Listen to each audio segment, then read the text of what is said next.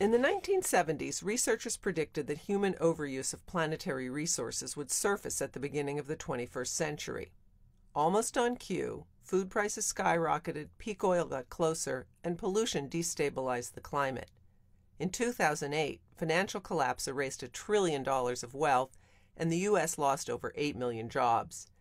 3 years later, there were 44 million people on food stamps and 5 job seekers for every available position. Meanwhile, the richest 5% of the population had managed to grab a record 65% of the country's wealth.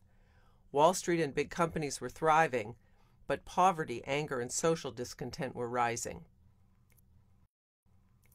The official discourse allows for just one way of solving these problems: expand production. Rev up the engine and hope that jobs will trickle down. But no realistic estimates of growth are high enough to reemploy the 25 million people who are out of work or can only find part-time jobs. And the indiscriminate growth we'd get would intensify ecological overshoot, which in turn creates more financial instability. We can't just trade one problem off for another. We need to reduce ecological impact and create jobs. How do we do that? We absolutely have to get off fossil fuels, and innovation and technology are essential. But a common suggestion, technologically driven green growth, is only a partial solution because growth itself degrades planetary resources. We also have to challenge our devotion to endless growth by building a new economic model and way of living. We need a plenitude economy.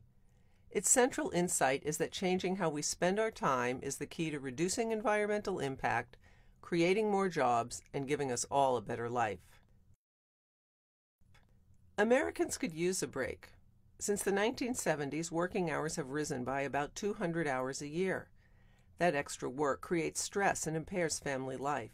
Long hours also boost carbon emissions. So let's reduce work time. Rather than hiring 4 workers for full-time schedules, an employer takes 5, each working 80%, or a 4-day work week. Yes, we'll need to address the cost of benefits, but that's solvable. Some years ago, the Netherlands government did this for all its new employees. Eventually, the whole Dutch financial sector went to 80%. A fairer distribution of work makes the income distribution fairer too, because too little work is a major cause of poverty. Giving people more time off is also at the heart of the trend to DIY, or do-it-yourself. People are growing vegetables, beekeeping, canning, and brewing beer. They're building low-cost, eco-friendly housing, generating energy, sewing clothing, and even making manufactured items with desktop-sized computer-controlled machines. DIY is savvy economics because 21st century technologies have raised the productivity of small-scale production.